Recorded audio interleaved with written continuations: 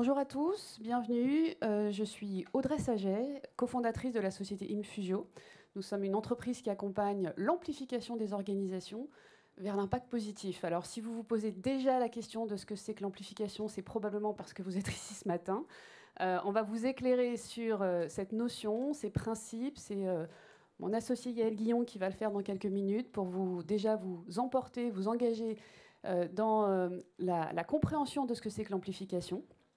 Et puis, nous prendrons un bon moment pour concrétiser tout ça à travers les témoignages de 4 dirigeants d'entreprise qui se présenteront tout à l'heure, mais qui viennent de grandes, de petites, de moyennes entreprises. Et ce n'est pas la taille de l'organisation qui est importante, mais c'est l'engagement et la profondeur de leurs actions. Et donc nous recevrons l'entreprise Veolia avec Aurélie Lapidus, qui se présentera tout à l'heure. Nous recevrons aussi également Claude Fromageau du Groupe Rocher, Nicolas Borin de Maeva, et puis Christelle Marter de la Gentle Factory, dont je porte un pétillant t-shirt ce matin. Voilà, alors on se lance jusqu'à 10h30. On aura aussi évidemment un temps de questions-réponses, donc n'hésitez pas à noter toutes les questions qui jailliront, mais on les prendra à l'issue de la table ronde et pas à l'issue de la présentation de Yael, si ça vous convient.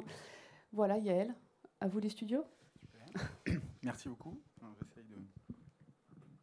J'ai un petit problème de petite zapette qui ne marche pas.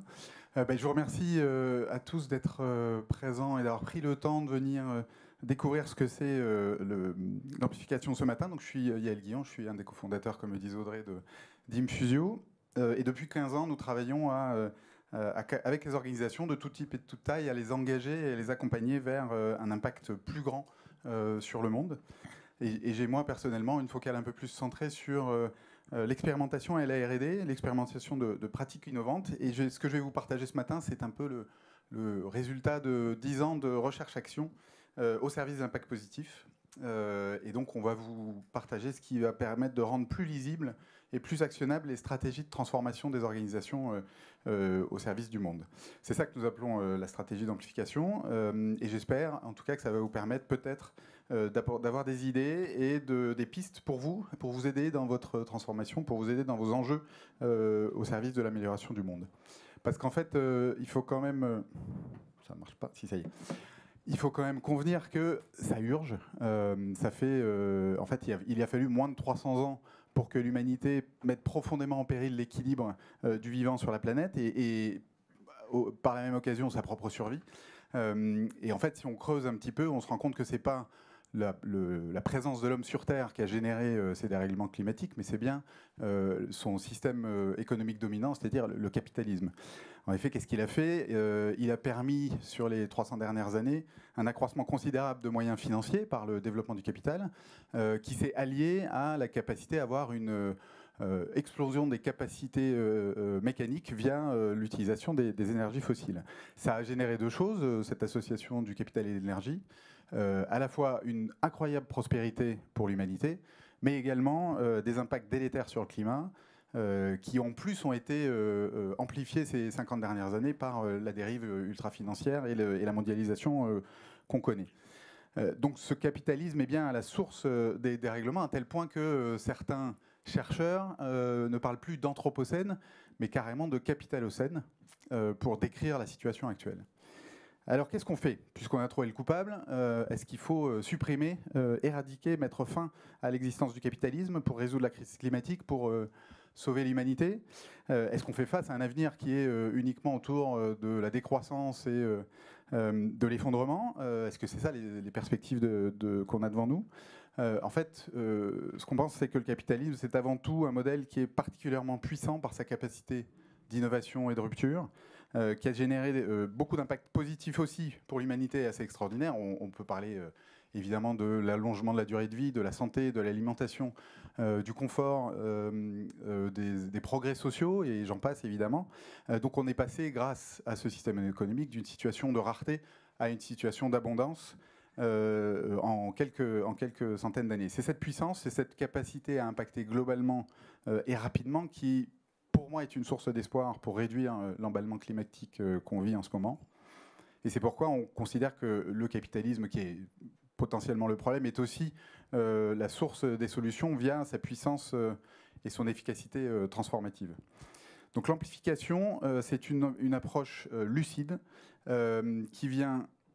décidément, cette zapette, ça marche pas.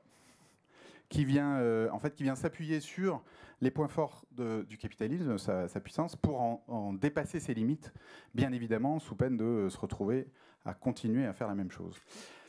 Cette proposition d'amplification s'inscrit donc dans la sphère de l'économie capitaliste et s'adresse plus particulièrement aux entreprises, même si elle peut s'adresser ou convenir pour des structures non lucratives. Elle vient en revanche challenger ses fonctionnements. Elle remet en cause la question de la croissance sans fin qui n'a évidemment plus de sens. L'amplification, ce n'est ni la recherche du profit pour le profit, ni même la poursuite d'une croissance sans autre but qu'elle-même, évidemment, c'est le dépassement de ça. C'est la libération et la multiplication d'effets et d'impacts positifs. C'est un processus qui s'auto-entretient et qui se dépasse lui-même. Et c'est peut-être même pas un processus, mais une visée ou une ambition un peu plus large. Donc on a une amplification qui vise à s'appuyer sur les bienfaits du capitalisme et qui cherche surtout à le dépasser en s'appuyant ou en prenant en compte le fait qu'il faut aller vers un nouveau seuil de conscience aujourd'hui pour éviter de produire les mêmes effets et donc de faire en sorte que les acteurs économiques prennent pleinement conscience de la responsabilité que les entreprises exercent sur le monde aujourd'hui et qu'ils l'intègrent complètement dans leur capacité d'action et leur mode opératoire. L'association de ces deux éléments, donc la puissance du système capitaliste mise au service de l'impact positif, c'est ça qui rend possible cette logique d'amplification. Alors bien sûr, l'amplification sert les enjeux sociaux et environnementaux, tout en les dépassant, pour pouvoir mettre en œuvre, et c'est ça qui fait sa particularité, une dynamique exponentielle d'impact positif. Donc l'ambition, c'est bien de transformer les entreprises afin qu'elles deviennent pleinement soutenables sur les trois plans que vous connaissez déjà tous, le plan environnemental, faire en sorte que l'activité respecte les limites planétaires. Sur le plan social, s'assurer que partout où les entreprises sont présentes dans le monde, elles respectent les fondamentaux sociaux. Et puis, sur le plan économique, avec un petit twitch déjà, qui est de se dire que l'activité, la prospérité générée par l'entreprise doit être au service de l'amélioration du monde et dans sa capacité à être utile. En fait, cette soutenabilité, elle est quelque chose que probablement vous avez déjà tous engagé ou que vous vivez au quotidien, peut-être même que vous avez dépassé. Elle est indispensable, mais elle est insuffisante. On a besoin d'aller un cran plus loin, parce qu'aujourd'hui, par la soutenabilité, on peut atteindre la neutralité, mais on n'ira jamais jusqu'à la régénération. Donc cette logique d'amplification, cette stratégie d'amplification, elle a pour but de dépasser ça, pour aller produire des impacts positifs démultipliés et démultiplicateurs, qui vont dépasser l'entreprise elle-même, dépasser ses propres frontières, pour générer une logique d'impact en cascade, dans tout l'écosystème de l'organisation. C'est-à-dire les impacts que je vais générer pour moi et mon écosystème vont pouvoir être générés également par chaque entreprise et chaque partenaire de mon écosystème qui va le faire avec ses propres partenaires, etc. etc. Alors qu'est-ce qu'on vous propose à travers ce terme d'amplification plus concrètement? D'abord, c'est une ambition, c'est celle de rendre lisible et visible pour les dirigeants et les entreprises les étapes et les leviers au service de l'impact positif et donc de générer des bascules pour passer un cran plus loin.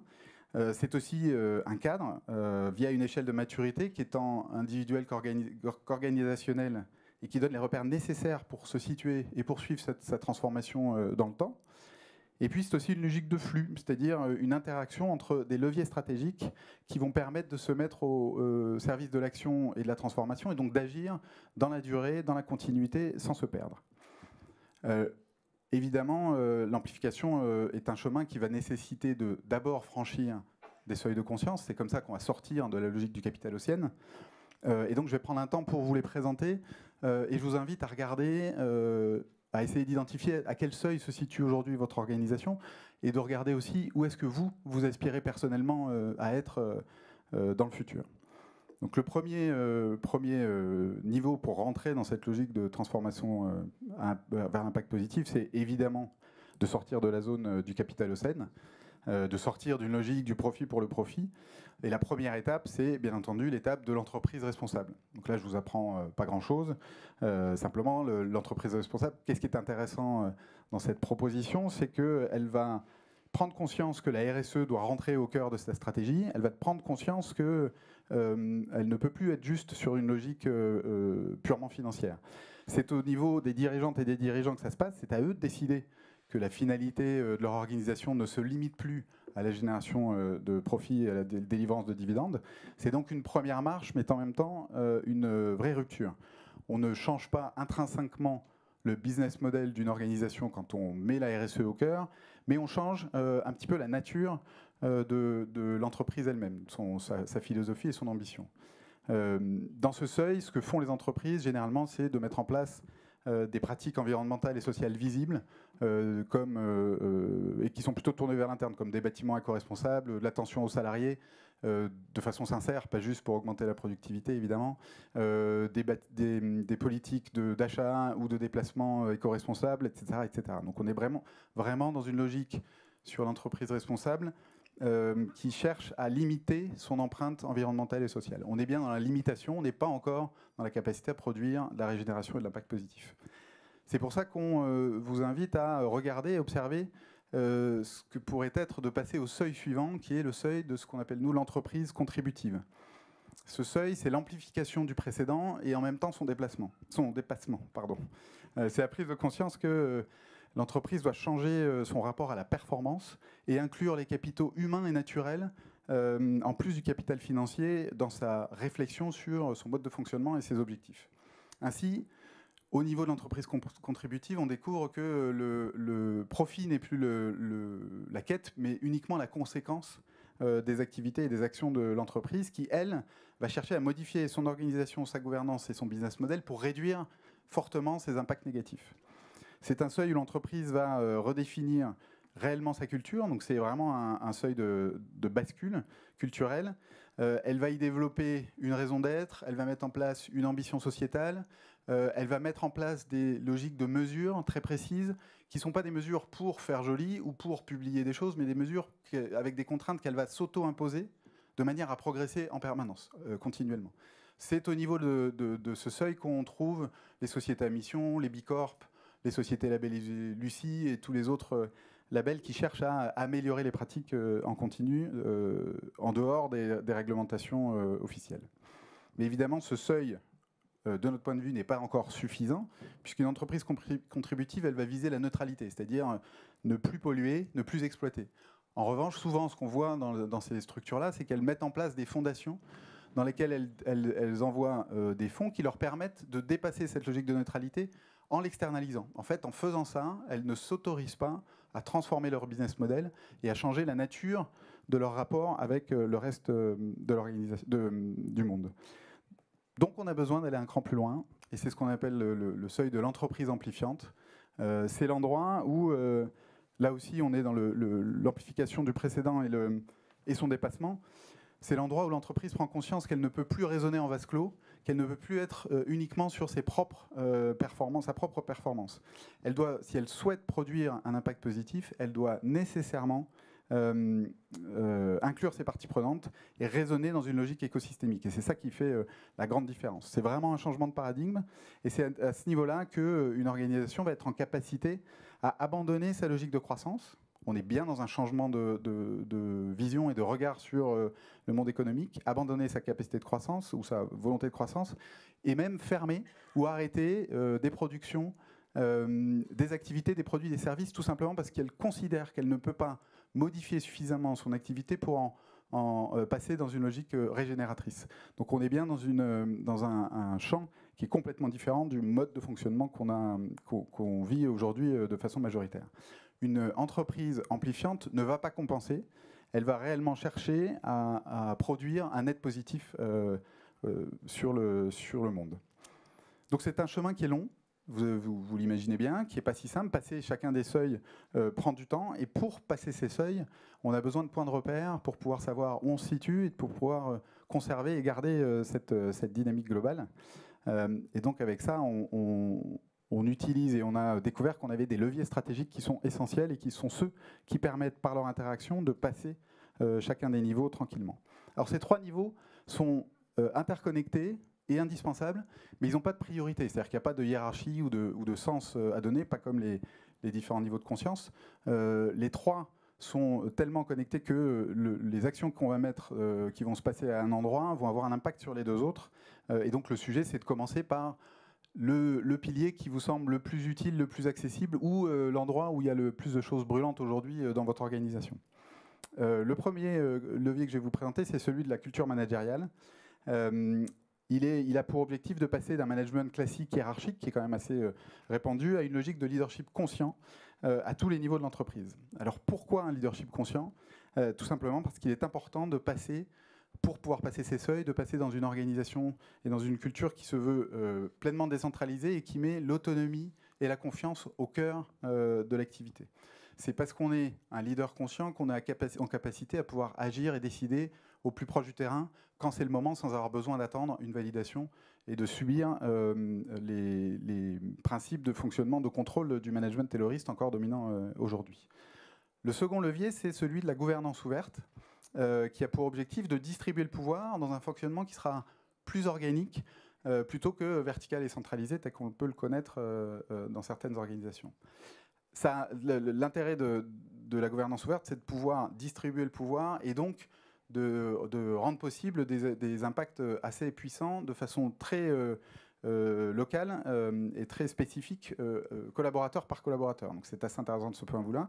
Mais c'est aussi, et c'est surtout, le levier indispensable pour pouvoir inclure les parties prenantes dans les réflexions et les décisions stratégiques et donc avoir un impact sur le business model. Cette ouverture et cette interdépendance qu'elle demande réclame de lâcher tout ce qui est autour du pouvoir et du contrôle, sans quoi on ne peut pas bouger, on ne peut pas sortir de cette logique de son seuil et on ne peut pas en progresser dans l'ambition d'impact positif. Vous le voyez déjà, culture managériale et gouvernance ouverte sont deux leviers qui se répondent et qui sont complètement connectés et qui fonctionnent ensemble. Le troisième levier, bien évidemment, c'est celui de l'impact positif, puisque c'est par l'impact positif, du business model. C'est par le business model que l'entreprise est connectée au monde, et c'est par ce business model qu'elle va avoir un impact concret sur son activité, par son activité. Donc ces trois leviers construisent en fait une dynamique de flux qui rendent possible l'amplification en se répondant, en s'entremêlant en permanence. Ça crée un momentum qui permet au fil du temps de réduire l'énergie qu'on va mettre dans le système pour le faire fonctionner et le faire avancer. Ça démultiplie les impacts dans une logique qui n'est pas arithmétique, mais géométrique. En fait, ce qu'on voit, c'est un petit peu comme si c'était une hélice. Vous voyez les trois cercles qui pourraient se mettre à tourner les uns autour des autres. Et en fait, ça fait avancer le système en permanence avec de plus en plus d'efficience et de plus en plus de puissance sans jamais avoir besoin de rajouter de l'énergie. Donc à énergie constante, on a un système qui s'améliore et qui est de plus en plus impactant. Pour terminer, je dirais que l'amplification, c'est d'abord une ambition qui permet d'embarquer de plus en plus d'entreprises et d'organisations dans l'impact positif et de les embarquer dans cette logique écosystémique. C'est un cadre qui permet d'agir de façon organisée et de ne pas se perdre dans tous les sens. Et c'est surtout aussi la possibilité pour nous, pour chaque organisation, de développer et de générer des effets papillons positifs au service de la planète et de proposer et de développer ces effets papillons positifs dans chacune des organisations, de chaque écosystème, de chaque entreprise qui se lance dans l'amplification. Merci. Alors, on peut. Alors justement, on va éclairer maintenant concrètement à travers le témoignage de 4 personnes qui vont se présenter. L'objectif de cette table ronde, c'est à la fois de témoigner de vos propres passages de seuil, de vos propres prises de conscience, mesdames et messieurs, mais aussi de ce que vous mettez en œuvre dans vos actions, dans vos entreprises, dans vos organisations respectives, et comment vous-même vous contribuez au passage de seuil de votre entreprise.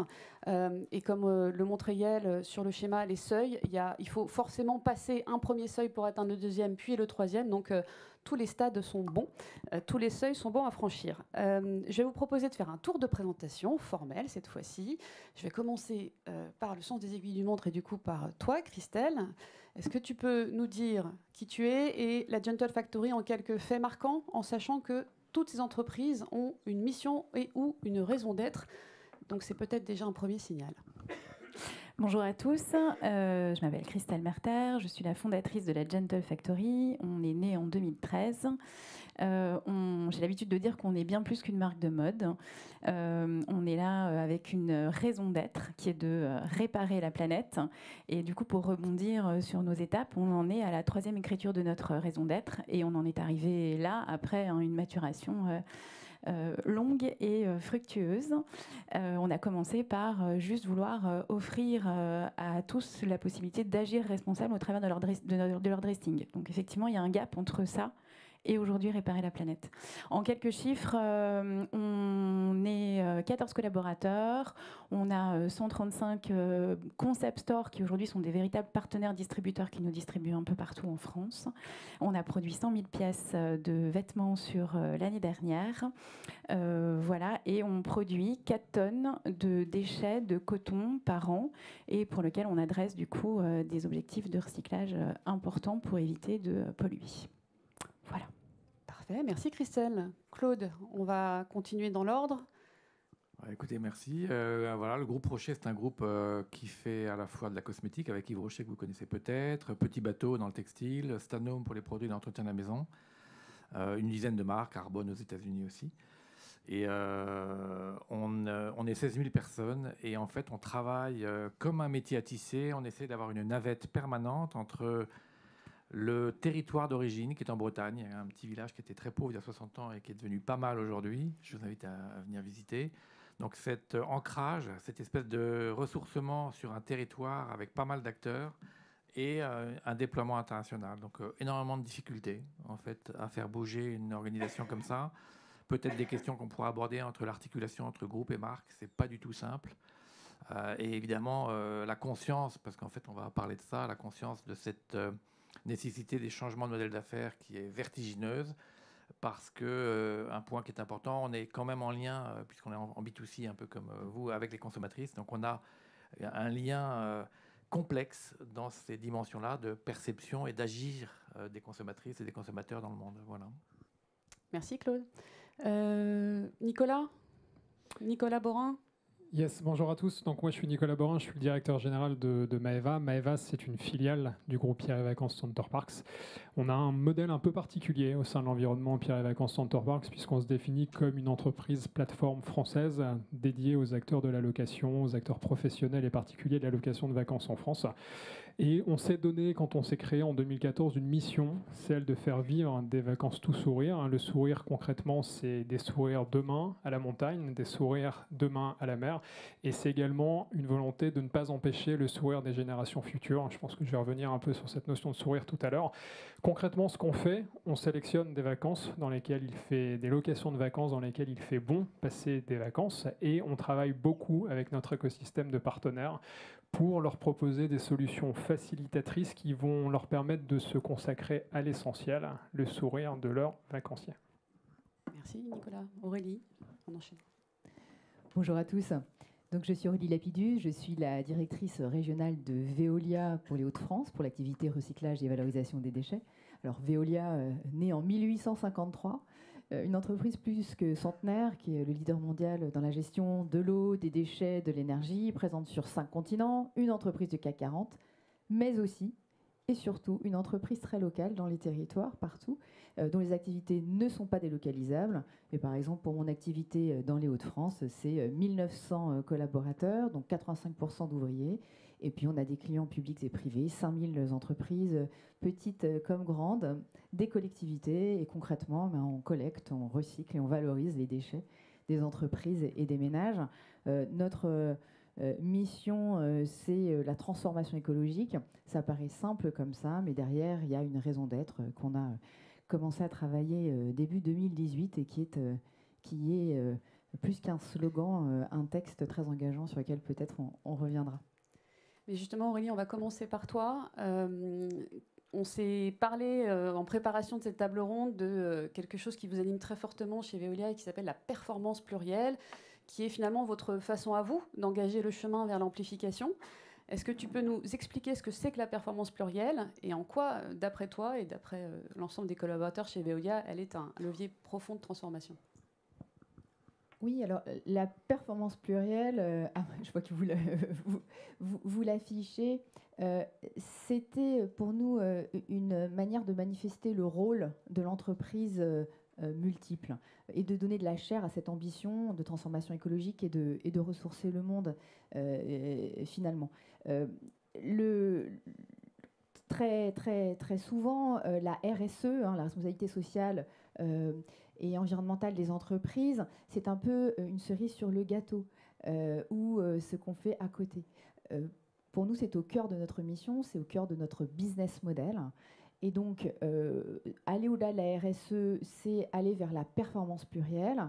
Et on l'a symbolisé à travers cette roue pour montrer que la performance plurielle, c'est évidemment la performance économique et financière que l'on voit s'agissant d'une entreprise du CAC 40, mais et au même niveau, une performance sociale, une performance sociétale, une performance environnementale et une performance commerciale. Et ces différents axes de la performance sont au service de nos différentes parties prenantes. Nos parties prenantes, c'est évidemment nos collaborateurs, nos clients, nos actionnaires, la société dans son ensemble et la planète à travers les générations futures. Et donc ces différents axes de la performance servent en réalité nos différentes parties prenantes. C'est ça que nous avons voulu montrer. Et derrière cette performance plurielle, il y a en réalité des objectifs et des indicateurs pour les mesurer, même si tout ne peut pas se mesurer avec des indicateurs, mais on a cette démarche d'objectifs et d'indicateurs, et avec l'idée que ça puisse mordre en fait sur la réalité de notre business et la réalité de notre quotidien. Alors, la performance plurielle est née de quel constat? Est-ce qu'il y a un leader conscient qui a joué un rôle dans sa formulation et sa mise en œuvre? Oui, bien sûr. Effectivement, Yael le disait, il faut des leaders inspirants et inspirés. Le président directeur général de Veolia, Antoine Frérot, porte cette conviction sur le rôle de l'entreprise depuis très longtemps. Et de manière au début assez minoritaire au sein des grandes entreprises. Et par exemple, il y a 5 ans, ici même au World Forum, il avait développé cette vision de l'utilité de l'entreprise et des parties prenantes qu'elle doit servir, ce qu'il dit souvent, et pour dépasser ce que disait Milton Friedman, pour lesquels une entreprise n'avait comme unique objectif les profits, Antoine Frérot dit très souvent qu'une entreprise, en fait, elle est prospère parce qu'elle est utile et non l'inverse. Et c'est un changement de paradigme qu'il a porté depuis longtemps en soutenant et en inspirant le rapport Nota-Sénar. Et du coup, et c'est très très vite finalement, et c'est très très bien que cette conviction qui était partagée et rejointe par beaucoup d'acteurs. On montrait tout à l'heure ce qui se passait aussi aux États-Unis. En fait, c'est un mouvement, Yael l'a bien montré, mondial, sur le rôle de l'entreprise et le capitalisme. Et c'est vrai que c'est porté très fortement par Antoine Frérot chez nous. Et par d'autres leaders, j'imagine, au sein de l'organisation, peut-être comme toi et certains de tes pairs. Est-ce que tu peux nous dire un mot sur la boussole, là, justement, qu'on voit, ou cette roue? Je ne sais pas comment vous l'appelez. La roue, oui. Ouais, la roue. En quoi elle consiste? Comment vous l'utilisez concrètement pour, du coup, animer et mesurer l'impact de la performance plurielle dans vos actions? Alors, en fait, elle nous sert à plusieurs choses. C'est effectivement une roue, c'est une boussole. Concrètement, quand on prend une décision, donc dans des comités qu'on appelle d'engagement, qui étaient traditionnellement très financiers, on examine aujourd'hui toutes les composantes d'un projet. Et donc, en fait, on se sert, en regardant tous les axes de notre performance, on s'en sert pour évaluer si on répond ou pas à un projet, comment on s'y engage, et quels sont les grands axes que l'on peut mettre en avant, qu'on peut modifier. Et parfois, ça nous conduit ou bien à ne pas choisir des projets, ou au contraire, à aller au-delà de ce que demandent nos clients sur certains axes. Par exemple, sur la clause d'insertion, si elle est minimale, on décide d'aller au-delà, et évidemment sur toute la dimension environnementale qui est la nôtre, de lutte contre les règlements climatiques ou de recyclage. Donc on s'en sert concrètement pour nos décisions. On s'en sert aussi pour la rémunération variable de nos cadres. On est dans une grande entreprise et donc on se sert de tous ces indicateurs, là où avant les rémunérations étaient assises sur la performance économique et financière de l'entreprise et du groupe. Aujourd'hui, on se sert de ces indicateurs pour la rémunération variable des dirigeants et des cadres. Donc, alors peut-être que c'est petit pour le voir là, mais il y a donc évidemment les émissions de CO2 évitées, le recyclage, les accidents du travail, la création de richesses et d'emplois sur un territoire, la satisfaction des clients, pour ne prendre que quatre exemples parmi ces 18 indicateurs. Donc l'idée, c'est vraiment que ça morde sur la réalité.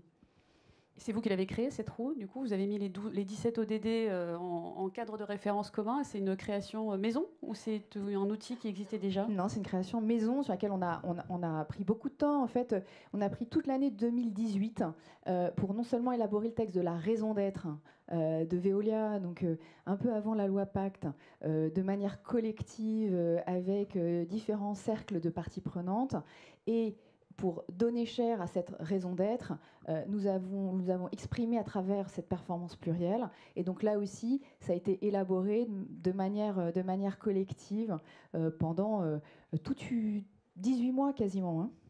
Donc on voit là qu'on touche quelque chose dans les piliers qu'évoquait Yael, les leviers qu'évoquait Yael. On est un peu dans quand même un leadership partagé, conscient. En tout cas, on éveille les consciences à travers la performance plurielle chez Veolia. Est-ce que vous vous rendez compte de vos actions à vos parties prenantes? Et si oui, comment? Et est-ce qu'il y a quelque chose autour de la gouvernance aussi éventuellement que vous avez commencé à bousculer? Alors, oui, en matière de gouvernance, parce que Yael en parlait, Antoine Faure a créé en 2013 un comité qui s'appelle le comité des Critical Friends, donc les amis critiques. Et donc, à travers ce terme, il s'agissait de challenger en fait les orientations stratégiques de la direction, en rassemblant différentes parties prenantes de l'entreprise dans ce comité. On a du coup des représentants d'ONG, des jeunes générations, des salariés, des fournisseurs. On a aussi le monde académique qui réfléchit sur le sujet. Et donc, voilà, ce comité Critical Friends nous a aidé à élaborer cette performance plurielle, et on leur rend compte évidemment de nos indicateurs. Et puis les indicateurs, ils sont publiés évidemment chaque année. Et puis, encore une fois, on mobilise en interne nos collaborateurs autour de ces sujets. Et on a chaque année ce qu'on appelle des trophées, des awards au niveau, dans le monde entier, pour récompenser les projets qui sont emblématiques de cette performance plurielle. Donc oui, on en rend compte. Après, c'est ce que vous disiez, c'est un chemin, c'est-à-dire que c'est un chemin de tous les jours. Aujourd'hui, ça n'est pas qu'une vision de notre président-directeur général, c'est partagé vraiment par la communauté de travail que nous sommes. Néanmoins, il y a toujours un enjeu à aller chercher jusque nos collaborateurs, sur le terrain. Et donc, concrètement, on a, je disais tout à l'heure, 85% d'ouvriers sur certaines activités. C'est eux qui sont derrière, qui ramassent vos poubelles, nos poubelles. Et concrètement, la raison d'être pour eux, l'idée, c'est de voir comment ça résonne. Et donc, on a un système aussi de jeu de cartes. Dire, ils choisissent des mots dans ce texte qui est très dense. Et en fait, ils choisissent les mots qui font sens pour eux. Un monde meilleur, une communauté de travail, le développement durable, le sens. Il y a beaucoup de mots, et l'idée, c'est de voir aussi comment ça résonne pour chacun, parce que, in fine, c'est vraiment ça qui est important, c'est qu'on soit tous alignés sur notre mission. Et alors, pour toi, en tant que dirigeante, la performance plurielle, qu'est-ce qu'elle t'apporte au quotidien? Alors, la performance plurielle, ça oblige. La performance plurielle adossée à une raison d'être, c'est une ambition qui est très grande. Hein, et encore une fois, pour une très grande entreprise, Claudie faisait référence tout à l'heure, une très grosse entreprise, ça prend du temps à bouger. C'est en fait un puissant vecteur d'alignement et de cohérence, et notamment le fait de s'assurer qu'on partage et on met en pratique chez nous, sur nos sites, entre nous, ce que l'on propose aussi à nos clients. Et donc en fait, c'est les collectivités, les entreprises, et qui est en écho profond avec des mouvements de société forts. Et donc c'est pour moi, c'est un puissant vecteur d'alignement. Après, c'est complexe tous les jours, bien sûr. La vie est beaucoup plus simple, je pense, quand on a une seule mesure, le profit. La vie est plus simple, mais c'est un facteur vraiment majeur d'alignement et d'amplification. En fait, on n'utilisait pas ce terme jusqu'à présent, mais c'est un terme très intéressant, je trouve. Parfait, merci Aurélie. On va pouvoir engager un dialogue tout à l'heure tous ensemble. Mais je voulais passer la parole à Claude pour faire un peu un regard croisé, grande entreprise du CAC 40 et puis grande entreprise, grand groupe familial. Oui, non, pas grand groupe familial? Non, tout d'abord, en fait, je vais me poser dans une ouverture à la disputation. Il y a un certain nombre de choses avec lesquelles je suis en grand questionnement par rapport à ce qui a été dit, y compris dans l'introduction d'Yael. En fait, ce qui me semble, et mes deux repères là tout ce matin, comme ça, rapidement, c'est des notions qu'apporte Catherine Larère et Beau sur la grande transformation. Depuis 1610, en fait, on est dans une accélération qui est telle qu'elle n'est pas pensable dans une durabilité possible. Donc, en fait, nous, l'entreprise, on doit vraiment bouleverser complètement nos modèles d'affaires, c'est-à-dire la manière dont on va sourcer des choses, dont on va constituer des usines, des produits, et dont on va interagir avec des consommatrices et des consommateurs. Donc c'est tellement vertigineux qu'il y a une deuxième notion que je vais emprunter à Jacques Weber, qui était un type assez extraordinaire, qui était anthropologue et économiste. C'est qu'il me semble qu'on va devoir, et puis si on prend Descola et Latour, mais il faut réinventer quand même pas mal profondément la manière dont on fait société et convoquer les dimensions anthropologiques. Donc je crois qu'il faut être très méfiant sur la place de l'homme dans ces espaces, et on est partie intégrante des questions de nature, et on n'a plus beaucoup la possibilité d'avoir la prétention de se dire qu'on va nous organiser pas mal de choses. Donc c'est un préalable qui pour moi est très important, ce qui fait que je m'inscris dans la transformation du groupe Rocher et de ses marques dans quelque chose qui est un flux, une grande transformation, et nous ne savons pas du tout comment nous allons faire. L'aide que nous avons aujourd'hui, c'est plusieurs dimensions que je peux éclairer en quelques secondes si vous le souhaitez. Mais je le redis, c'est notre village Legacy qui est vraiment pour nous comme une forme de laboratoire, puisqu'on y a associé un flux économique, la préservation de l'environnement, le monde académique avec un grand jardin botanique, le tourisme, l'artisanat, et puis aussi maintenant la culture avec un grand festival photo considéré comme impossible à faire, et on a maintenant plus de 350 000 visiteurs chaque été sur un truc gratuit, donc avec des photos de premier rang mondial. Donc en fait, il y a quelque chose dans l'ordre de l'expérience. Elle est très importante. De l'autre côté, on a une famille. L'intérêt d'une famille, quelle qu'elle soit, c'est qu'elle a quand même une vision un peu plus long terme. Et la notion de pas de temps est quelque chose de, pour moi, absolument crucial. Je n'ai pas de réponse. Mais la question du pas de temps dans le monde économique aujourd'hui est un véritable problème, parce qu'en fait, on a très peu de capacité à se projeter très loin.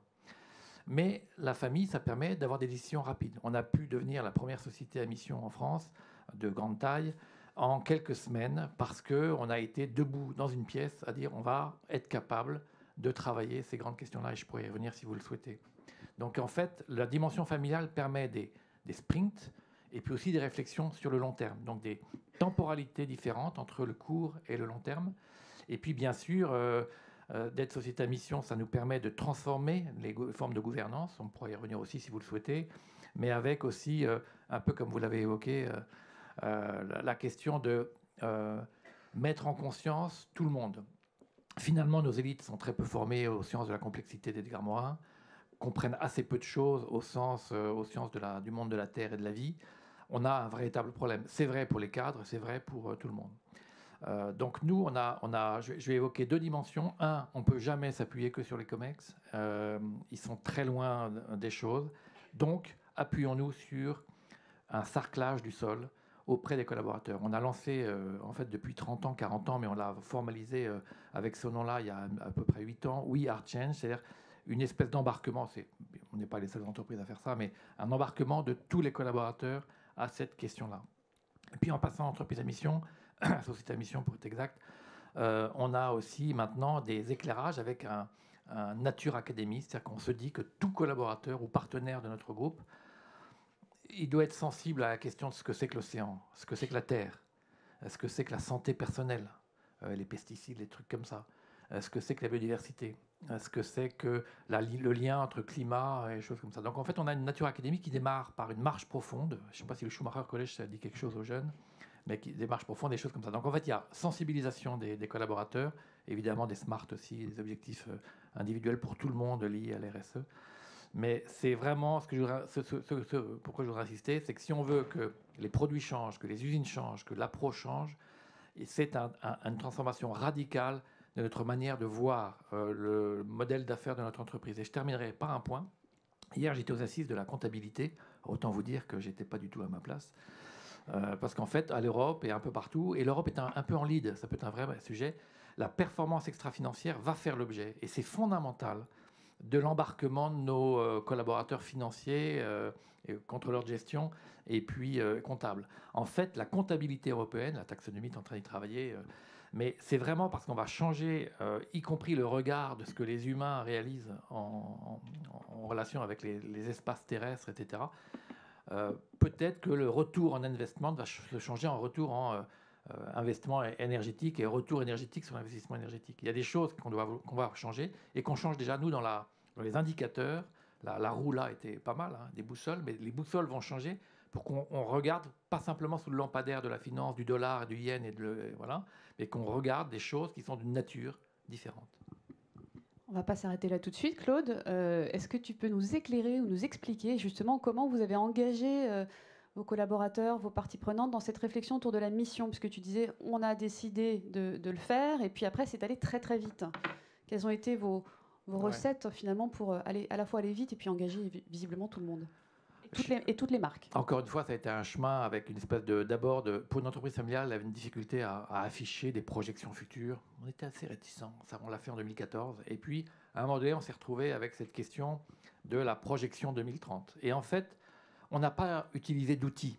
Il y a un certain nombre d'entreprises qui ont des outils. La solution par l'outil, elle est rassurante, elle diminue l'anxiété personnelle, en particulier de gens qui aiment bien les choses carrées, et le mode projet. Le mode projet qui est la quintessence de l'efficience.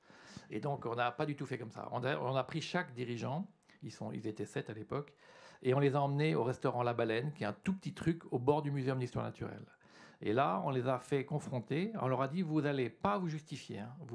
Vous exprimez votre stratégie, la stratégie que vous voyez du groupe, pendant une demi-heure. Et après, c'était 3 heures quand même, entre 8h30 et 11h30. Après, vous écoutez. Il y avait un patron d'une grande entreprise, un patron de start-up, une ONG, un salarié et des personnes comme ça. Et en fait, les gens extérieurs leur ont envoyé du son, du gros son. Et nous, on était à côté et on pompait comme une éponge ce genre de choses. Et en fait, ça, on l'a fait donc 7 fois 7, 49, 50 personnes qui ont envoyé du son. Et nous, on a collecté dans le récipient, avec l'éponge, tout ce qui ressortait. On a fait la même chose avec des collaborateurs internes, jeunes, de moins de 30 ans, partout dans le monde, à l'international, en disant comment vous voyez le groupe, comment vous voyez comment ça marche. On a aussi pris tout ça. Et avec tout ça, on a évidemment fait un emboutissage, une confrontation aux réalités de consommation énergétique ou autres. Et en fait, on a remobilisé nos 7 personnes là, du COMEX ensemble. Et on a dit maintenant, dans une pièce, en un lieu, en un temps, un peu comme dans le théâtre, on va sortir les 12 grands drivers de notre groupe à 2030. Et en fait, Brice Rocher, un peu comme avec la fumée du pape, là, a dit, vous sortez pas de la pièce tant que vous n'avez pas un peu shaké vos cerveaux, parce qu'en fait, il y avait une difficulté, peut-être pas, peut-être pas, peut-être. Si. La journée va se passer et on va les sortir. Et comme on avait les éléments techniques, on a une espèce de... Voilà, on a pu réaliser... Voilà comment on a fait notre projection à 2030. Puis après ça, elle a été structurée. On pourrait raconter plein de trucs et je pourrais faire des choses qui sont jolies, mais voilà la méthode. Et toi qui as vécu ce moment, cette sorte de Critical Friends version Groupe Rocher, comment tu l'as vécu, toi, personnellement, cet exercice comme ça de challenge par des personnes que vous ne connaissiez pas forcément? Est-ce que tu peux nous en dire un mot? En fait, à la fois, cette période de 6 mois où on a fait ces advisory committees, comme on les a appelés, et le moment, ça me fait penser qu'on a besoin de retourner aux questions anthropologiques de l'homme. C'est-à-dire qu'un dirigeant, lorsqu'il est dirigeant, il est franchement assez empêché. Alors que si on retourne à l'homme tel qu'il est, alors il a des beautés dans sa manière dont il va appréhender les choses.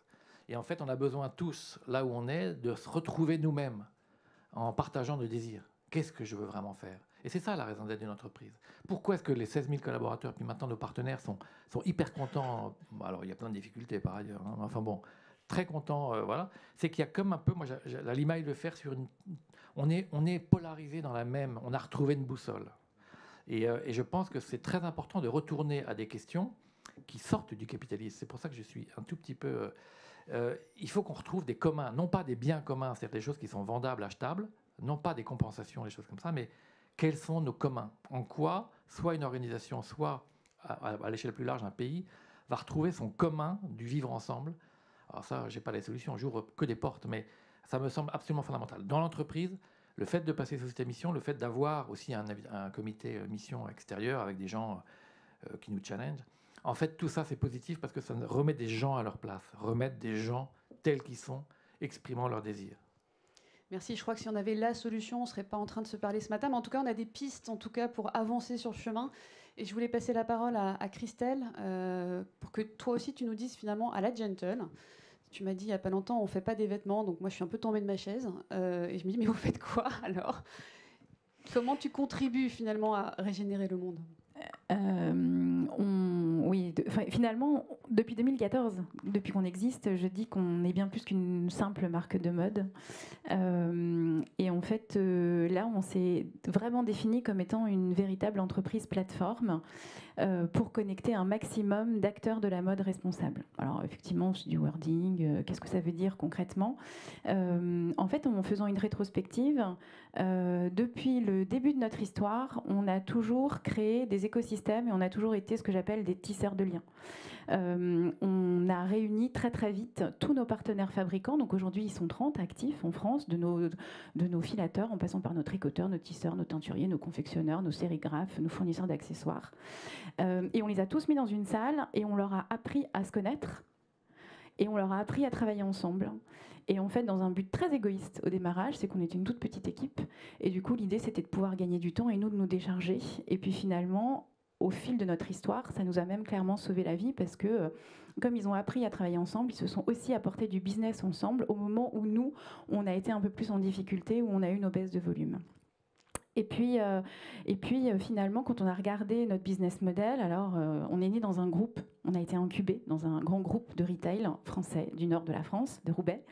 Et notre vision, quand on a dit la Gentle en 2025, à quoi ça devait ressembler, on devait avoir 200 boutiques à nous qui allaient distribuer nos propres vêtements. Bon, on s'est planté, ça n'a pas fonctionné. Et puis on s'est dit, mais finalement, qu'est-ce qui a fait que sur notre chaîne de fabrication, ça a fonctionné? C'est qu'on a créé, on a fédéré et on a tissé du lien. Et du coup, il existe déjà un écosystème de concept stores qui sont en phase avec nos valeurs, qui savent où s'implanter, qui du coup savent déjà distribuer des produits qui sont responsables. Et on a continué à créer ce lien-là. Et puis finalement, tout naturellement, on s'est dit que notre cœur de métier, bien plus que de vendre des vêtements, c'était effectivement de créer du lien et de devenir une entreprise plateforme. Et puis, du coup, dans le step d'après, finalement, si on fait que de vendre des fringues, on ne va pas du tout réparer la planète. Et donc, on s'est posé la question de comment est-ce qu'on pouvait du coup se structurer de façon à pouvoir réparer la planète. Donc, on est des connecteurs. Je me permets juste de partager une phrase que tu m'as dite quand on s'est parlé. Tu m'as dit, on est tout l'ensemble de notre écosystème, il y a un savoir-faire qui nous rassemble, mais on partage aussi beaucoup d'amour. Moi, j'ai trouvé ça super beau. Je voulais quand même le préciser parce que et tu m'as même dit, tu as un fournisseur qui t'a dit quelque chose? On est des tisseurs de liens et en fait, on ne fait pas rentrer n'importe qui dans notre écosystème. On fait rentrer des gens qu'on aime. Et je devais préparer une intervention il n'y a pas très longtemps. Et donc, du coup, qu'est-ce que j'ai fait? J'ai appelé mon écosystème en me disant, voilà, qu'est-ce que tu rêverais que je dise? Et en fait, en parlant de notre histoire. Et du coup, Laurent Malter, qui est notre tricoteur, qui bosse avec nous depuis 2014, m'a dit, mais enfin, Christelle, finalement, quand on aime les gens, on les suivrait jusqu'au bout du monde. Et effectivement, ça nous permet non seulement d'être en démarche de progrès, mais aussi, quand ça va un peu plus mal, d'affronter les difficultés ensemble. Donc un partage de valeurs avant de partager la valeur. De valeurs et de vision. Voilà, et de vision. Quels sont les défis qui se présentent à la Gentle Factory pour continuer à réparer la planète? Le premier, c'est de durer. On reste une petite marque, nous on fait partie des petits. On n'a produit que 100 000 pièces l'année dernière. Ceci dit, on est à l'équilibre, donc ça c'est important. Notre cœur de métier, c'est de vendre des vêtements, et ça nous permet d'innover et du coup de développer tout le reste des projets qui vont nous permettre justement de réparer la planète. Parce que si on vendait que des fringues, on ne réparerait pas la planète. Donc durer, et puis le contexte pandémique a fait que tout le monde devient très éco-responsable et tout le monde devient green. C'est vrai ou c'est pas vrai, je rentrerai pas dans le débat, mais effectivement, pour durer, il faut non seulement avoir une viabilité économique, mais aussi il faut pouvoir se démarquer et continuer à garder une longueur d'avance. Donc ça, c'est ce qui nous anime au quotidien, à tel point que certainement j'épuise un peu mes équipes. Voilà, parce que du coup, nous, on fait plus partie d'un grand groupe, donc, et on est né tout de suite d'une vision responsable. Donc certainement que nous, ça nous permet d'être vachement plus agile et de pouvoir prendre des décisions et de réagir tout de suite en conséquence. Et puis le deuxième défi, du coup, c'est d'innover pour répondre du coup à ce besoin de rester différenciant par rapport à la concurrence. Alors là, vous voyez du coup le résultat de l'une de nos innovations. Alors je vous dirais, ça c'est le premier vase en coton recyclé. En fait, on est parti du postulat que il y a 10 ans, quand on a commencé à récupérer des vieux vêtements ou récupérer des chutes de production, qu'est-ce qu'on en a fait? On en a refait des vêtements. Et puis à ce moment-là, on ne savait pas qu'il existait une pollution de microplastiques, parce que, je vous passe les détails techniques, mais on rajoute des fibres de polyester pour donner de la solidité au fil, et que ce polyester se retrouve dans nos machines à laver, qui du coup part dans les océans, et du coup qui finit au bout de la chaîne alimentaire, c'est nous, et on retrouve du coup du plastique dans nos assiettes qu'on ingère, et ça c'est pas très bon pour nous. Et donc du coup, quand on a fait l'inventaire de tout ce qu'on faisait comme déchets, on s'est rendu compte qu'on avait nos chutes de production qui représentaient 4 tonnes, je vous l'ai dit tout à l'heure. Qu'est-ce qu'on allait en faire? Et du coup, on s'est dit, OK, on va essayer de trouver une autre alternative pour ne pas régénérer et faire du transfert de pollution, puisque maintenant qu'on le sait, on ne va pas faire l'autruche, on va prendre le sujet à bras-le-corps. Voilà, donc on a fait effectivement de l'innovation qui nous permet du coup de nous démarquer, de continuer à garder une longueur d'avance et d'être en rapport avec notre démarche. Et puis demain, si on se dit que du coup on va encore plus loin et qu'on est là pour faire des vêtements pour durer, il y a un espèce de non-sens à reproduire et à continuer à reproduire. Il y a sur du plus, sur du plus, sur du plus. Finalement, notre objectif, nous, c'est de comment est-ce qu'on va pouvoir donner la plus longue vie possible à nos vêtements et à nos clients, du coup, en leur apportant des services pour les faire durer les plus longtemps possible. Et donc, du coup, créer une plateforme qui va permettre, du coup, de connecter, ce coup-ci, à un autre écosystème, plutôt de couturière, de façon à pouvoir prolonger la durée de vie des produits. Et il y a quand même un non-sens derrière, quand on est une marque de mode, parce qu'aujourd'hui, c'est quand même notre définition, de dire, finalement, on va réfléchir à faire durer le plus longtemps possible nos vêtements, plutôt que d'être sur de la revente de produits neufs. C'est un peu le bon coin de la réparation que tu veux créer, quelque part. Oui, le bon coin, et pas Vinted. Et pas le Vinted. J'insiste. La proximité, la création du lien. Aujourd'hui, on s'est interdit de partir, nous, vendre nos fringues à l'international, parce qu'il y avait un non-sens pour nous de se dire qu'on était dans une démarche d'éco-conception et de réduction au maximum de notre empreinte sur notre facilité de production, et après de se dire, on va aller envoyer nos vêtements en Asie. Enfin, c'était un peu... pas tout à fait en phase avec notre ADN. S'il y a quelque chose à exporter de la Gentle, c'est peut-être plus votre savoir-faire que vos produits. Exactement. Ouais. Merci Christelle. Merci. Nicolas, vous aussi chez Maeva, vous êtes une entreprise plateforme. Yes. Mais quoi c'est donc? Quoi c'est donc Maeva, d'abord, c'est 45 ans d'histoire. C'est 45 ans d'histoire de vacances et une refonte complète de notre modèle en 2014. En 2014, on s'est donné cette mission de faire vivre des vacances tout sourire. On a créé cette plateforme de services de distribution dédiés aux acteurs particuliers et professionnels de la location de vacances. Et aujourd'hui, notre écosystème sur Maeva, c'est globalement, si je vous donne quelques chiffres, c'est près de 2000 partenaires hébergeurs, un peu plus de 4000 propriétaires qui nous font confiance, et ensemble, tous ensemble, c'est 500 000 vacanciers par an à qui on permet de vivre des moments partagés. Et cet écosystème, en fait, nous donne une posture un peu particulière dans le marché de la location de vacances. Et ça nous a permis de tisser des liens. J'aime beaucoup ce que vous dites, Christelle, sur le tisseur de liens. Ça nous a permis d'avoir des relations privilégiées avec un bon nombre d'acteurs de la location de vacances. C'est des campings, c'est des propriétaires de maisons de vacances, c'est des propriétaires et gestionnaires de résidences de tourisme, et ce sont des vacanciers.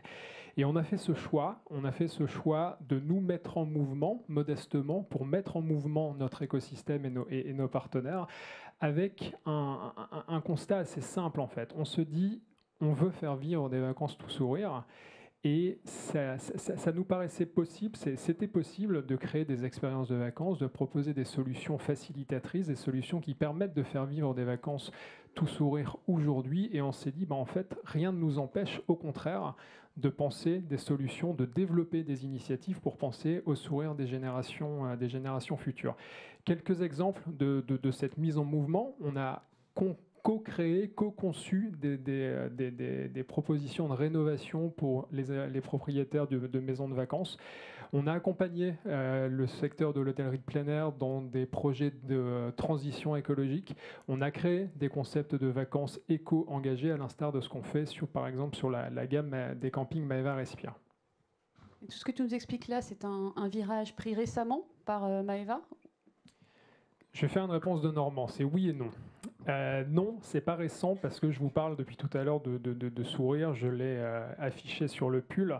Le sourire, c'est, Aurélie parlait de boussole, ce sourire, c'est une boussole qu'on a au cœur de l'ADN de Maeva depuis sa création, depuis la relance de Maeva en 2014.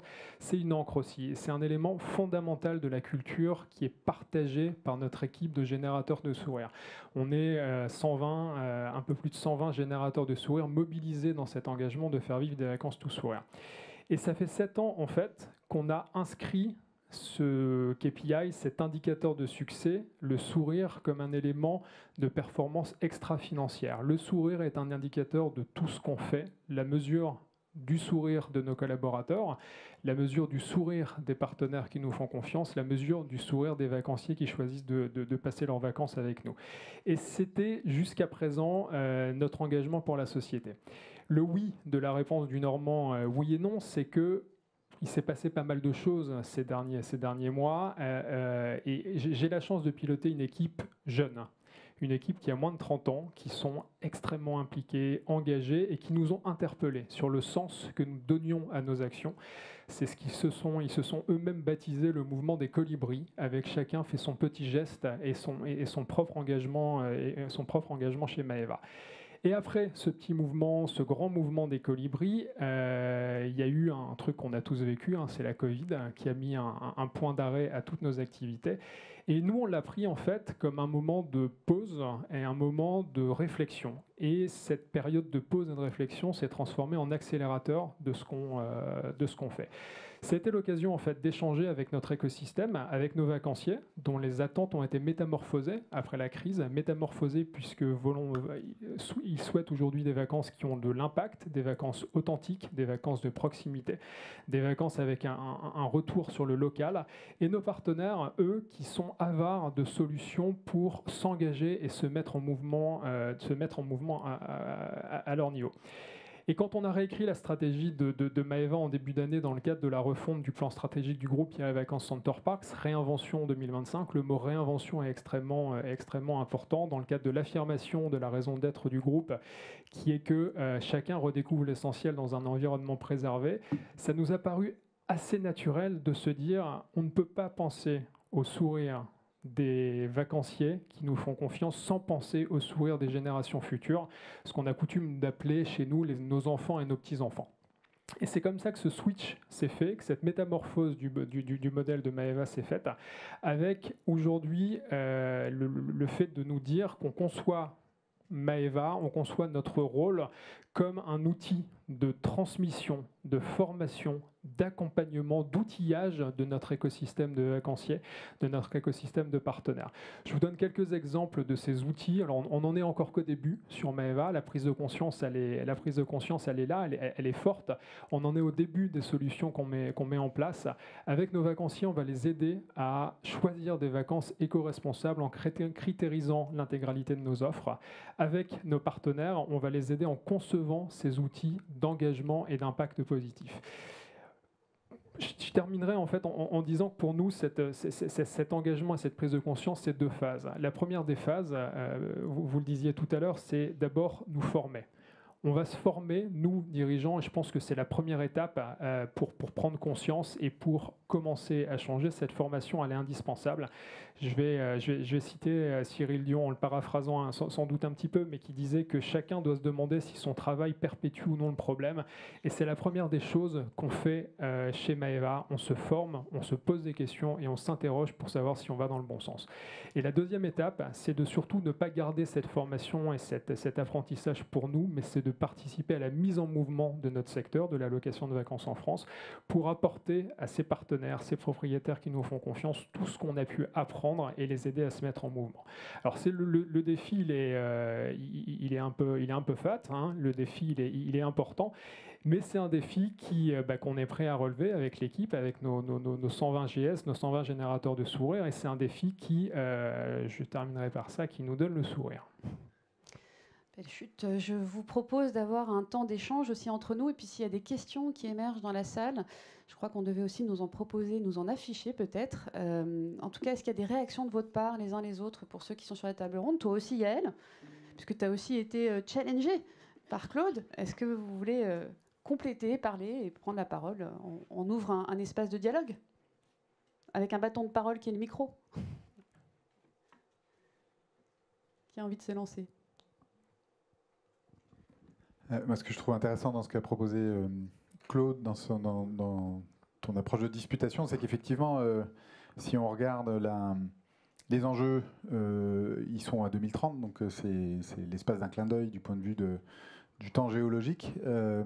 Et pourtant, ça bouge pas vraiment, ça bouge pas suffisamment. Et effectivement, il y a un enjeu de radicalité à mettre en place et de transformation ou de réinvention complète des modes de fonctionnement aujourd'hui qu'on a dans le système économique. Simplement, la vraie complexité, c'est comment pouvoir mettre en mouvement le maximum d'organisations aujourd'hui quand les niveaux de conscience des différents acteurs et des dirigeants sont encore un petit peu en arrière. C'est-à-dire que la logique du capital océan, elle est encore présente de façon très majoritaire. Et passer ce premier seuil, c'est déjà un enjeu très complexe. Et engagé vers du radical, ça reste, moi je le perçois comme étant un mouvement qui génère derrière la même chose que quand on fait croissance-décroissance, c'est-à-dire un non-débat, enfin un non-sujet, quelque chose qui vient juste bloquer les choses et qui ne permettent pas de progresser d'aller vers ça. Donc c'est vraiment quelque chose que, en tout cas, moi j'ai pas encore craqué. Oui, mais tu as raison, je ne l'ai pas craqué non plus. Tu as raison, mais à contrario, le monde économique et financier en général, c'est le grand risque en ce moment de face de la même pièce, peut aller vers des solutions, par exemple, de neutralité, tu as évoqué ce mot-là tout à l'heure, qui pour moi sont extrêmement dangereuses et graves.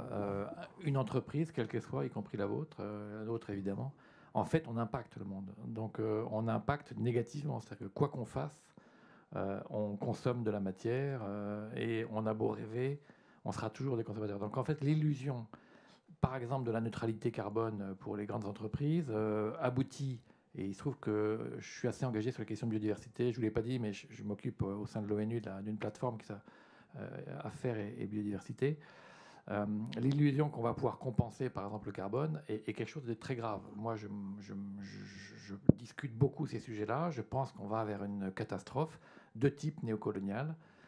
Les terres agricoles, les paysages, la notion de paysage est extrêmement importante dans le monde et en France.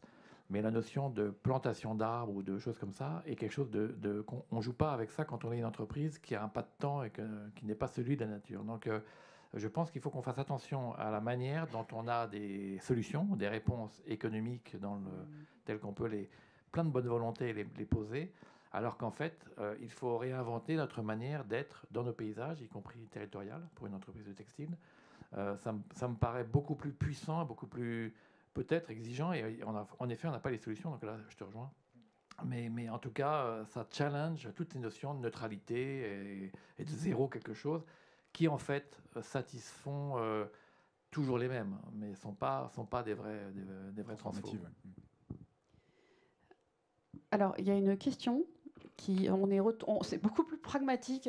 On revient un peu à des choses concrètes qui sont de dire, concrètes, c'est pas que c'était pas concret, mais c'est que une question qui est assez, avez-vous des exemples d'entreprises connues amplifiantes? Alors j'imagine que la question signifie d'entreprises qui ont complètement atteint le dernier seuil. Non. Moi, j'en ai pas vraiment. Sinon, encore une fois, peut-être que c'est celle-là aussi qu'on aurait invité autour de cette table en disant mais c'est formidable, vous avez atteint le seuil ultime. Venez nous raconter comment vous avez fait ça. J'ai l'impression que tout le monde est en chemin. Est-ce que vous avez autour de la table des réactions, des propositions à faire et nous contredire là aussi ? Contredire, non. Par contre, des entreprises qui nous font rêver et qui nous font avancer et qui sont des lièvres, oui. Moi, j'ai 2 exemples en tête. Interface et Veja. Interface, je ne sais pas si vous connaissez, oui c'est ça, c'est les leaders mondiaux de la moquette, et je trouve qu'ils ont eu une façon justement de switcher leur modèle économique assez dingue. Je vous conseille tous d'aller, si vous ne connaissez pas, aller lire leur histoire. Ils sont passés de vendeurs de moquettes de bureaux à une inspiration justement de la biodiversité et de la façon dont un tapis de feuilles pouvait du coup être toujours harmonieux et donc du coup à ne faire que dans le service changer les dalles de moquette. Et donc du coup en révision du business model, c'était juste ultra révolutionnaire et il fallait avoir le courage d'aller jusque-là. Et Veja, moi je les trouve, j'ai beaucoup d'admiration pour cette entreprise qui du coup se pose sans cesse des questions sur qu'est-ce que eux peuvent faire pour la forêt et pour le bien de la planète. Et moi j'ai beaucoup d'admiration pour Sébastien Kopp. Aurélie ? Oui, je pense que c'est un processus, c'est aussi ce qu'on disait, c'est un chemin. Donc en fait, je ne sais même pas si un jour vous pourrez inviter une entreprise qui estime avoir dépassé tous ces stades là, et donc le chemin est très important. Et en plus, je rejoins ce que les uns les autres ont dit. Il faut aussi être modeste face à tout ça, c'est-à-dire qu'on n'a pas toutes les solutions. Nous on dit sur le domaine qui est le nôtre en matière environnementale qu'on pense avoir aujourd'hui la moitié des solutions connues. Et l'autre moitié reste à inventer sur toutes les matières. Et on a en plus tous une partie de la solution. C'est-à-dire que ce serait aussi un peu une vue de l'esprit que de se dire c'est une entreprise qui du coup est arrivée au bout du chemin et qui, elle, amplifie et est la seule. C'est un écosystème, on le disait tout à l'heure, et on a tous une partie de la solution. Les grands groupes, les start-up, tout type d'entreprise, les citoyens, les ONG, absolument tout le monde. Donc, évidemment, j'entends la question, mais je ne suis pas sûre que la réponse soit simple. Oui. Et puis peut-être on peut se dire que quand on aura atteint ce seuil de l'organisation amplifiante, d'autres défis se présenteront aussi à nous. Donc on n'arrêtera pas de cheminer, de revoir aussi la contribution au monde des entreprises. Je crois qu'on peut regarder, vous pouvez aller chercher des entreprises qui aujourd'hui se sont mises en mouvement sur des enjeux d'économie de la fonctionnalité. C'est vraiment une dynamique qui aide à réinterroger profondément son business model et du coup à fonctionner très différemment et à réduire ses impacts, ses externalités négatives. Donc il y a ces structures-là qui sont intéressantes. On est plutôt sur des structures PME que grands groupes. Et moi j'ai un exemple d'une entreprise qui le fait dans cette logique écosystémique, c'est-à-dire comment générer un écosystème qui se veut être amplifiant ou impact positif.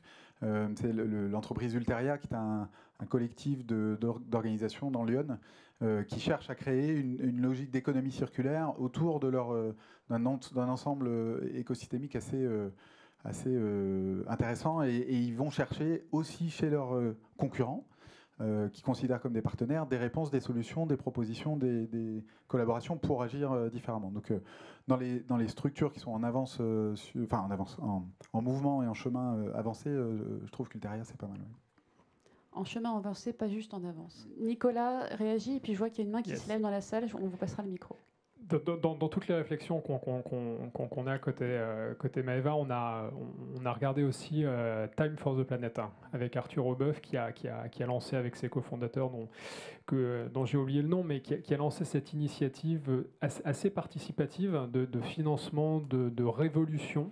De révolution positive à impact positif, avec un changement de mindset sur l'approche capitalistique aussi, où ils incitent chacun d'entre nous à acheter, à participer au financement en s'engageant sur le fait qu'on est dans une démarche qui est un nouveau capitalisme sans dividende, sans conquête de profit, et avec, au-delà de cette réflexion-là, cette ambition qui est de vraiment permettre à chaque innovation, chaque révolution d'être partagée avec l'intégralité de son écosystème, et donc de trouver cet élément d'amplification demain, en se disant la propriété intellectuelle, la propriété de la révolution, c'est plus ça le domaine de l'entreprise demain, mais c'est au contraire permettre d'avoir quelque chose qui sera partagé et qui va aller chercher cet effet d'essaimage, cet effet d'amplification. Donc c'est quelque chose qu'on regarde beaucoup, qui est assez inspirant dans la démarche de transformation. Je ne sais pas à quel stade ils se qualifieraient, mais ils sont pas mal quand même. Continuez à explorer, écouter et regarder ce qui se passe autour. Je crois que c'est surtout ça qu'il faut qu'on ait en tête.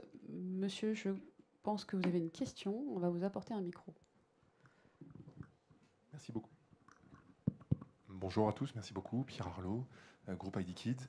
2 questions, une théorique, une pratique. La première question théorique, quelle différence faites-vous entre ces entreprises à amplification, impact positif et les modèles de business sociaux, business social déjà un peu connus, pour comprendre un petit peu la différence? La deuxième question, beaucoup plus pratique, beaucoup plus pragmatique. Dans notre groupe, on intègre la performance sociétale du groupe dans le variable d'une partie des dirigeants. Et donc, par rapport à ce que vous disiez, c'est jusqu'où vous intégrez ce variable. Vous parliez, par exemple, Aurélie, du fait que vous avez sur vos populations 85% d'ouvriers. Jusqu'où vous descendez, quand on se posait la question qui faisait écho à celle de Cyril Dion, demandez-vous si votre métier contribue à résoudre le problème ou à l'aggraver, jusqu'où vous allez dans l'intégration du variable, et on vous parliez d'embarquer les collaborateurs, l'ensemble des collaborateurs dans ce mouvement, et donc jusqu'où vous permettez d'aller. La question est ouverte à tout le monde. Je ne sais pas si chez Gentle Factory, typiquement, comment vous associez l'ensemble de vos collaborateurs aussi à cette performance sociale et sociétale. Merci beaucoup. Aurélie, est-ce que tu veux commencer à répondre sur la partie rémunération et Yael prendra théorique? Oui, bien sûr. Alors, on parle de rémunération variable des cadres, évidemment, mais s'agissant de tous nos collaborateurs, typiquement ce que l'on intègre, et notamment à travers l'intéressement, ce sont des critères sur les accidents du travail. Et pas uniquement la performance économique de l'entreprise, ce sont aussi des indicateurs sur la qualité du service et sur l'impact environnemental. Mais ça passe à travers plutôt l'intéressement qu'une rémunération variable qui elle, est pour les cadres. Mais ceci étant dit, c'est un sujet pour chacun de nos collaborateurs, parce que on le voit bien, on n'a pas tellement évoqué jusqu'à présent, mais y compris les métiers changent.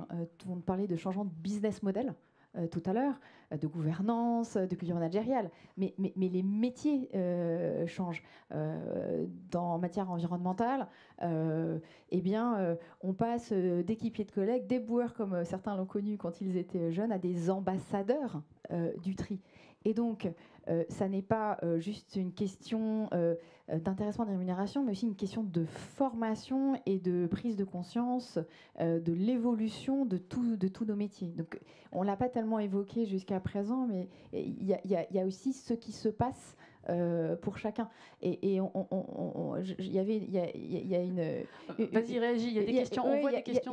Il y a des questions sur comment changer le mindset. Et justement, je fais lien avec ça. Et c'est ce que vous avez tous dit, Christelle, Claude et Nicolas. C'est qu'en fait, l'idée, c'est de se faire interpeller aussi par nos collaborateurs de terrain, par les autres, par d'autres que nous, les collaborateurs de terrain, mais aussi les jeunes générations. Et en fait, pour ceux qui n'auraient pas cette conviction, pour les dirigeants qui n'auraient pas cette conviction, le fait de se faire interpeller par ce monde qui change, je pense, est un puissant levier de modification de l'état d'esprit. On reviendra sur des questions qui nous sont affichées, que je vous lirai tout à l'heure, mais Aurélie, tu as déjà commencé à réagir. Je te sens dans les starting blocks, Nicolas. Yes, je voulais vous répondre en complément. C'est que tout comme on se pose la question de la rémunération de l'actionnaire partie prenante sur tous ces sujets-là, on s'est posé aussi la question de cette rémunération non financière pour nos collaborateurs. C'est dans la culture d'entreprise aussi qu'il y a des choses à développer. Nous, on parle de bienveillance. Alors, le mot est hyper galvaudé aujourd'hui, évidemment, mais la bienveillance avec soi, c'est également un écosystème qui est nécessaire pour être bienveillant quand on est sur un métier d'hospitalité comme le nôtre dans le tourisme. Mais ça fait partie également de cet engagement qu'on prend en tant qu'entreprise, en tant que dirigeant, pour dire à nos collaborateurs, il faut que ça se passe bien, il faut que vous soyez au top quand vous venez travailler et qu'on mette en place un écosystème, une culture qui leur soit favorable. C'est à la fois la refonte de nos bureaux, la refonte des sujets de formation. On a des formations sourire. Vous aurez compris que le sourire, c'est un élément important chez nous. Mais ça va au-delà de la rémunération financière et de cet engagement qu'on leur demande, qu'on attend d'eux. C'est aussi à nous de leur donner des conditions propices à ce changement de mindset. On est d'accord que la formation sourire, c'est pas pour apprendre à sourire. C'est pour créer les conditions du sourire. C'est pour apprendre à générer le sourire en mettant en place toutes les conditions nécessaires à ce que chacun des mindsets, puisqu'on parle de ça, soit propice. C'est la bienveillance de l'entreprise à l'égard de chacun des collaborateurs. On ne peut pas générer le sourire si intrinsèquement on n'est pas bien dans ses baskets. C'est basique, mais c'est quand même mieux de se le dire et d'essayer de le faire. Merci beaucoup, ça me stimule énormément. Oui, je voulais dire 2 trucs tout à l'heure sur les entreprises qui ont vraiment bougé. Je pense qu'il y a des agriculteurs qui ont vraiment bougé les pratiques. Moi, je vois des fermes, j'en ai une en tête en Charente, absolument incroyable dans son modèle général d'empreinte. Ensuite, je pensais à l'ESS comme vous. Je pense que c'est absolument fondamental aujourd'hui qu'on comprenne mieux. Il y a beaucoup de dérives dans l'ESS aussi. Mais je travaille un petit peu à Grenoble, à Clermont-Ferrand. Il y a des dimensions extraordinaires d'Uraca, qui est un type absolument incroyable dans la manière dont il arrive à embarquer des tissus locaux. Donc je pense que c'est absolument essentiel pour irriguer de manière, encore une fois, je dis anthropologique, mais c'est plus large que ça, nos nouvelles manières de vivre ensemble. Je dirais, pour compléter, que les villes sont souvent des modèles assez intéressants, parce que la taille d'une ville, au niveau politique, est d'une juste taille pour que les citoyens et les représentants puissent, avec les différentes parties prenantes, travailler des transformations. On l'a quand même vu dans certaines grandes villes de France, il y a beaucoup de progrès. Quant à la question pratique, chez nous, c'est très clair. Tous les cadres du groupe ont 20% de bonus IRSE. 10%, c'est l'atteinte de résultats Bicorp, parce qu'en fait, on est dans un processus de certification Bicorp. 10%, c'est la dimension RSE personnelle dans son métier, absolument précise. Donc ça fait 20% pour tout le groupe. Et les gens qui n'ont pas de smart, donc non cadre, ont aussi un intéressement participation. Ils sont complètement liés à ces dimensions-là aussi. Donc la réponse est précise. Pardon, excuse-moi. On peut peut-être citer la ville d'Amsterdam, justement, qui est justement une ville qui montre le chemin. Entre autres, c'est pas la seule, mais c'est un des cas probablement à étudier. Nous, pas de rémunération variable individuelle. On est tous au service du collectif avec un projet d'entreprise. Et donc, notre vision, c'est de faire vivre correctement notre écosystème amont, interne et aval. Et sur l'ESS, effectivement, c'est intéressant. Alors, tout ce qui est associatif, ils sont déjà par nature dans la réparation, dans le soin, dans l'attention, la protection. Et ils ne sont pas dans une logique de lucrativité. Donc, ils sont dans leur ADN déjà dans un impact relativement faible, en tout cas plus faible que des entreprises qui cherchent uniquement la génération de profit. Ça n'empêche pas qu'elles ont besoin aussi, ces associations, de travailler et d'améliorer leur impact en permanence. Mais l'état d'esprit est déjà là par nature. Sur les structures de l'ESS qui sont officiellement ESS, elles ont une lucrativité limitée, comme vous le savez, statutairement. Donc là aussi, y compris d'abord dans l'intention et le choix de devenir ESS, et puis dans les statuts et le mode de fonctionnement, elles sont nécessairement plus à l'aise avec ces notions de réduire leur impact ou de limiter leur impact. Mais là aussi, comme pour toute autre entreprise, chaque seuil de conscience doit se faire, soit doit passer. Elles ne sont pas toutes au même niveau de conscience, et il y a nécessairement du travail à faire. Je crois qu'il y a quelqu'un qui a levé la main très discrètement, mais je vous ai vu. En attendant, je propose juste de lire les 2 questions qui sont affichées, puisqu'elles sont très connectées l'une à l'autre. Comment faire pour mobiliser les dirigeants sur l'enjeu de changement de mindset? Et comment faire quand l'équipe dirigeante reste collée, c'est le mot qui est écrit, dans son mindset de performance financière? Alors comment est-ce qu'on les décolle? Comment on les déscotche? Est-ce que vous avez des solutions? Moi, j'ai une solution, c'est mon PDG, qui a 40 ans et qui est un peu descotchant.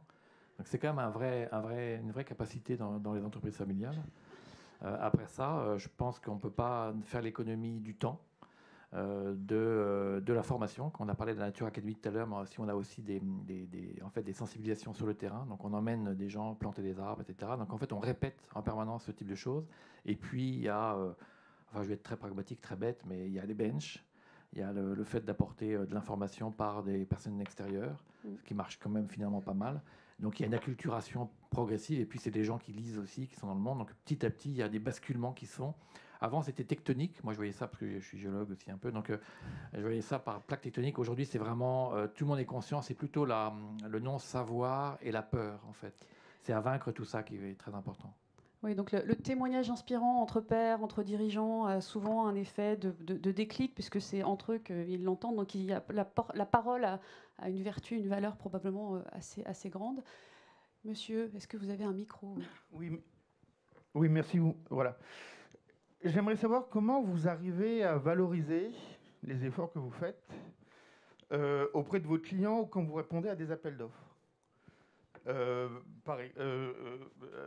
À titre d'exemple, il y a beaucoup d'appels d'offres qui sont lancés sur beaucoup de sujets où le critère principal est celui du coût. Or, dans les solutions qu'on développe, quand on est dans une démarche positive, et je ne vous parle pas de l'économie sociale et solidaire, on est en concurrence avec des entreprises qui ne font pas ces efforts-là et qui vont être 5, 10, 15, 20% moins chers que vous. Donc, autrement que dans de la communication, comment est-ce que vous arrivez à valoriser ces efforts-là, à faire accepter auprès de vos grands clients, mais ça aussi pour des produits, quand vous cherchez à les référencer dans des réseaux de distribution, comment est-ce que vous arrivez à le faire ? Personnellement, moi je suis directeur des AT, donc c'est-à-dire que je vends des prestations avec des personnes réalisées aux entreprises par des personnes en situation de handicap. Ça va aussi pour les entreprises qui proposent des prestations réalisées avec des personnes en insertion. Au bout du compte, au début, on vous trouve super. On vous présentez, vous parlez d'amour, vous parlez de sourire, vous parlez de bienveillance, ça marche tout de suite. Juste après, vous êtes confronté au coût. Vous êtes confronté à la qualité ou pas. Et si vous n'avez pas en face de vous une personne qui est elle aussi réceptive, ça ne marche pas. Donc voilà, je suis preneur de piste. Qui peut répondre ? Aurélie, peut-être. Tout le monde est prêt à vous apporter des éléments de réponse. Allez-y. Je ne suis pas sûre que ça vous plaise, ma réponse. En fait, j'ai pas de solution miracle. Hein. Très honnêtement, si la personne en face est pas prête à faire des efforts, ça fonctionne pas. Donc, nous, on fait ce qu'on appelle nous de la marque blanche, mais auprès de clients qui sont déjà motivés et engagés, et c'est eux qui tapent à la porte et avec qui, du coup, ça se passe plutôt très très bien. Mais tout à l'heure, je le disais, en fait, tout le monde rentre pas dans l'écosystème. Et du coup, on accepte ceux qui partagent nos valeurs et qui, du coup, savent quel va être le prix de la prestation qu'on va réaliser. Il y a un sujet clé qui est évidemment la politique d'achat. Alors la commande publique, s'agissant des collectivités et des pouvoirs publics, et puis les directions d'achat dans les entreprises. Et il y a tout un travail effectivement de sensibilisation à ces sujets, parce qu'on peut totalement rejoindre ce que vous indiquez. C'est-à-dire qu'il peut y avoir un assez grand décalage entre ce que les uns et les autres disent de leurs ambitions environnementales, sociales, sociétales, et puis la réalité de ce qu'elles achètent comme service ou comme produit. Donc effectivement, il n'y a pas de solution miracle. Néanmoins, la solution, elle passe aussi par la pression, l'opinion publique des consommateurs, et puis par cette politique d'achat responsable. Bien souvent, les achats, c'est considéré comme étant un peu quelque chose technique, alors que c'est partie prenante de la politique RSE, par exemple, d'une entreprise, avec des marges de progrès phénoménaux. Et donc, acheter local, acheter avec de l'insertion, avec un impact environnemental réduit. Et puis pour les collectivités, il y a un puissant levier qui est celui de la commande publique. De plus en plus de collectivités s'engagent dans une démarche de progrès avec une notation pour retenir dans les appels d'offres qui n'est pas juste le prix, mais aussi ce qu'on peut appeler le mieux-disant. Néanmoins, il y a beaucoup de chemin à parcourir. On est complètement d'accord. Moi, j'ajouterais que, d'une certaine manière, moi, ce qui m'interpelle, c'est la pression qui est mise, centrée sur le coût. Et en fait, je pense qu'il y a peut-être une réponse à faire en cherchant à inverser la pression et en mettant l'accent sur la raison pour lesquelles nous n'allons pas répondre à votre appel d'offres ou la raison pour lesquelles nous n'accepterons l'appel d'offres que si ces critères-là sont au bon niveau. Ce qui évite d'aller s'engager dans une réponse d'appel d'offres qui prend du temps et qui est épuisante et potentiellement sans espoir, ou en tout cas dans une logique purement de baisse de coûts, et qui peut permettre, si on est de plus en plus à faire ça, de commencer à mettre la pression au bon endroit, c'est-à-dire sur l'acheteur en lui disant à quoi tu sers, quoi. Quel est vraiment le sens de ton action et le sens du pouvoir que tu mets en œuvre avec l'argent que tu proposes dans l'interaction monétaire que tu proposes là-dedans. Voilà, c'est pas non plus une solution miracle, mais ça me semble essentiel dans une logique un peu plus radicale de pousser ça et de dire c'est nous qui choisissons nos clients, c'est pas vous qui choisissez vos prestataires si vous n'êtes pas au niveau qu'on attend de ce point de vue-là. C'est un levier d'amplification en réalité, du coup. Madame, je sais pas, on va peut-être pas pouvoir prendre toutes les questions. On essaiera de vous d'y répondre si on peut, mais voilà. Non, juste Sylvie Loutre, un témoignage en écho à la question du changement de mindset, qui est quand même la première condition à réunir pour que quelque chose s'enclenche, pour qu'une transformation se mette en place. Je vous rejoins complètement sur Monsieur Fromageau sur le non-savoir des dirigeants, parce qu'il faut commencer par ça. Donc le non-savoir au sens... voilà, on ne sait que ce que l'on sait. Donc créer les conditions pour pouvoir se faire inspirer, se frotter la cervelle, rencontrer d'autres, etc. Ça me paraît absolument essentiel. La peur aussi. Mais je dirais, j'aurais envie de dire aussi qu'on ne met pas du vin nouveau dans des vieilles outres. Et que pour enclencher véritablement une transformation, à un moment donné, le sujet, c'est de pouvoir accueillir au bon niveau, donc au niveau des boards, des énergies qui sont nouvelles et des visions du monde qui sont en phase avec le monde d'aujourd'hui.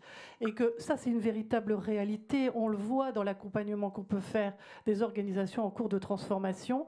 Aujourd'hui, tous les dirigeants parlent cette novlangue. Voilà, ils sont formés, entre guillemets, à la novlangue. Mais ce n'est pas parce qu'on la parle qu'on l'incarne et qu'on a vraiment cette prise de conscience dont vous parlez, de mindset, cette prise de conscience. Tout est différent quand on a pris conscience.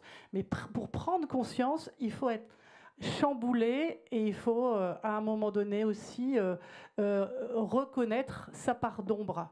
Donc c'est sa part d'ombre, la sienne et celle de son organisation. Voilà. Puis il peut y avoir un petit délai entre la prise de conscience du dirigeant et son passage à l'action. Et ça aussi, ça s'accompagne. Bon, je suis entièrement d'accord avec vous. Je pense qu'en fait, on a des dirigeants et on a aussi des consommateurs qu'on a. Et aujourd'hui, le monde ne va pas assez vite. C'est vrai aussi des consommatrices. Hein. Ça ne bouge pas tant que ça en Russie, dans pas mal de pays du monde et même en France. C'est un peu désespérant.